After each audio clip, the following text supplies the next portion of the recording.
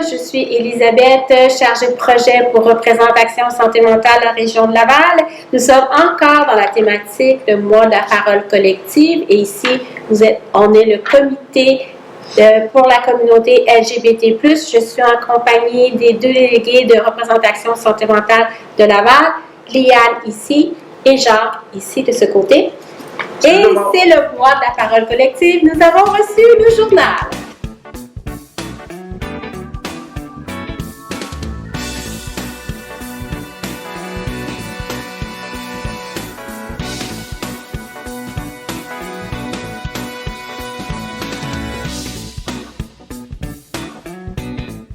La prochaine question qu'on se posait, c'est... Oh, elle est dure.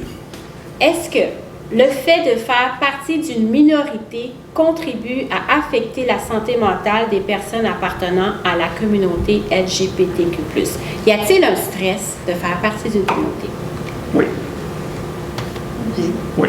Non, mais c'est... Qu'est-ce que vous en en effectivement, pensez? c'est vrai. C'est, regarde, comment je pourrais expliquer ça en quelques mots? Il y a des gens qui ne sont pas encore sortis du placard, OK? Puis quand on arrive, puis quand on fait, comme moi, j'ai fait une grosse dépression, OK? Et cette dépression-là, Dieu merci, j'ai pu avoir une psychothérapeute qui m'a aidé énormément avec mon médecin de famille. Puis on s'est rendu compte que ma dépression, c'était pas juste une dépression de surface, c'était aussi très profond. Et je vais juste donner une petite anecdote. Durant mes 2 ans et demi que j'ai suivi ma thérapie avec ma psychothérapeute, que je remercie énormément, j'ai été violé par un de mes frères pendant des années. Mais moi, dans ma tête, étant donné que j'étais gay, donc c'était normal que mon frère jouait avec moi. Fait que là, ma psychothérapeute, elle me dit « Non, Jacques, c'est pas vrai, là, ça ne marche pas comme ça. Tu as été violé. » C'est une transgression complète. Oui, c'est ça, absolument. Puis ça m'a amené bien des choses. Tu sais, fait que si j'aurais pas eu cette psychothérapeute-là, mon médecin, lui, m'aurait traité juste pour une dépression. C'est tout. Mais c'est pour ça, fait que c'est vraiment là, dans la communauté, c'est assez... Tu sais, comme toi, exemple, OK, tu fais une dépression, ton médecin, OK, bon, il va te traiter pour ta dépression. Mais ça l'amène, dans notre communauté, ça l'amène encore plus de choses. Puis je pense que toi, tu parlais d'être pris dans son ensemble. Tu avais parlé de ça plus tôt.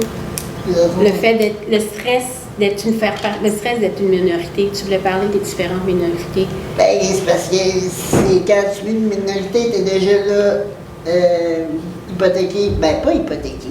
Comment dire ça? Stigmatisé? Stigmatisé en partant. Fait que t'en as une ou plusieurs, ça aide pas. Puis en plus, ben, comme Liane est aux femmes, puis en plus, elle est handicapée physique, c'est encore un double stress pour elle.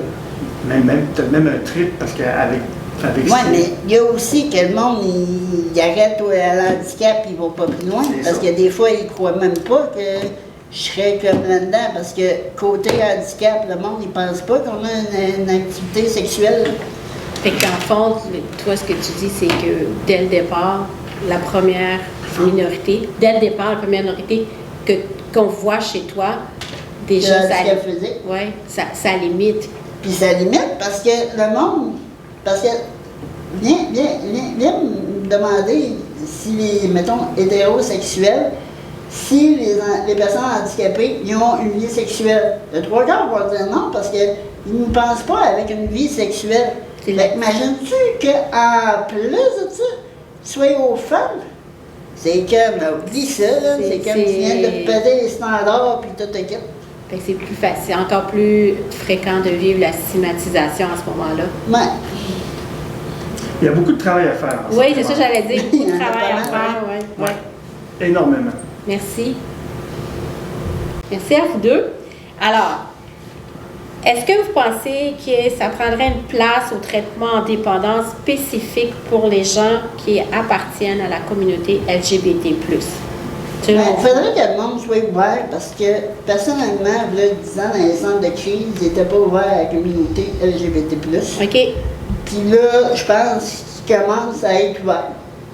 T'es plus comme accepté en ton tour également. Mais tu vas dans une thérapie de groupe puis des plans de même, mais c'est. Tu sais, c'est encore pas de là. C'est limite. Ouais. C'est limite. Puis pour les groupes de dépendants, toi, tu parlais de centres de crise, mais pour les groupes où les gens en dépendance. Groupe de thérapie, là. Tu sais, tu fais une thérapie de groupe. Oui, oui, oui. Pas tout le monde qui va dire, regarde, je suis aux femmes, puis nanana, puis je vis bien avec ça. Le trois quarts des personnes vont le cacher, puis ils vont se masquer dans la masse, puis ils vont dire qu'ils sont hétéros, puis tu ne le sauras pas. Puis dans le fond, ils ne tirent pas avantage de la thérapie à ce moment-là. Ben, c'est ça. Ouais. Parce qu'ils cachent une partie. Tu sais, c'est comme un peu la personne qui est alcoolique. Elle va aller en thérapie avec les alcooliques anonymes.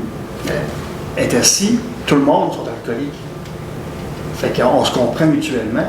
Ben, moi, si j'arriverais là, puis que je commence à parler qu'en plus je suis gay, le trois quarts des gens, ils ne comprendront pas.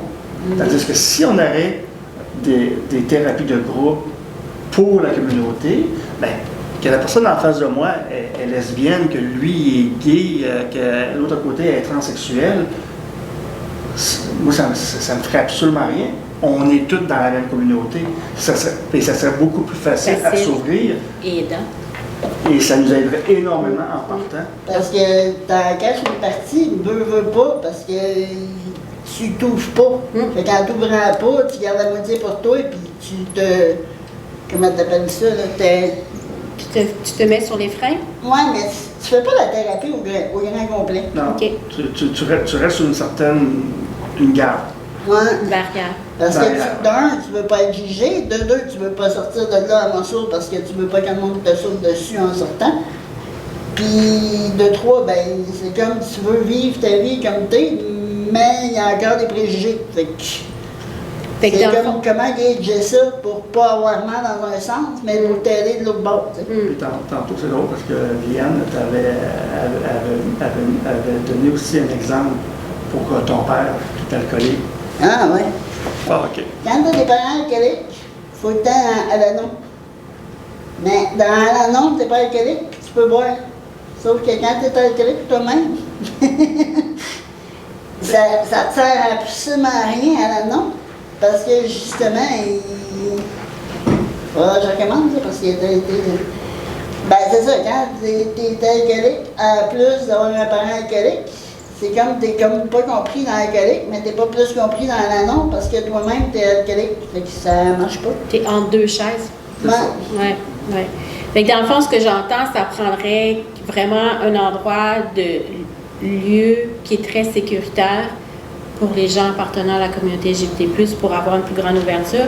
Et quand j'ai fait mes recherches, ça disait qu'il existe moins de structures pour les gens appartenant à la communauté LGBTQ+, que ce soit les traitements de santé mentale ou de la toxicomanie.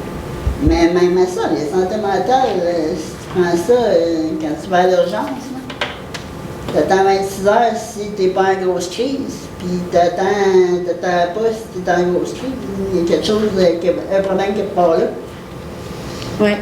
De n'importe quelle communauté tu fais partie. Ben, c'est effectivement. ça. C'est pas normal d'attendre 26 heures pour voir un psychiatre quand tu y vas, mettons, pour une jambe cassée, puis ça te prend 3 heures. Là. C'est pas normal. Bien d'accord avec toi. Et tu vois, c'est drôle, hein, parce que là, on parle de la communauté, mais moi, je milite depuis longtemps. OK. Puis c'est drôle parce que je compare au début, quand j'ai commencé à militer, comme gay, pour avoir mes droits, mais je vois le même trajet qu'on va être obligé de faire pour la communauté en santé mentale. Ah oui. Ouais. Mais tu penses pas que l'expertise que les gens ont gagnée en voulant comme ouvrir sur la communauté LGBT+, et la santé mentale, ils ont comme cette expertise-là, ils peuvent justement l'utiliser et aller au niveau de la santé mentale? Il va falloir avoir du vouloir. OK. Au niveau. Puis pas juste ça, c'est parce que, tu sais, moi, personnellement, là, je me sens plus accueillie dans ma famille en LGBT+, qu'en santé mentale. C'est important. Parce qu'en santé mentale, c'est comme ils passent pas, puis c'est comme on n'en parle pas, puis ça n'existe pas. C'est tabou. C'est tabou. OK. Puis ça devrait pas être tabou. Ben non, je suis bien d'accord avec toi. Tu sais? Et c'est pour ça que Liane et moi, on a voulu faire un volet pour le mois de la parole collective, un volet de la communauté LGBTQ+. Parce qu'il y a du travail à Il y a faire. du travail à faire, énormément, oui. Énormément. Parce qu'en termes de vidéo, il y a juste le nôtre qu'on Ben a oui. fait l'année passée. Vous feriez vos recherches. Il va en avoir 2 autres. Fait qu'on va te rendre à 3.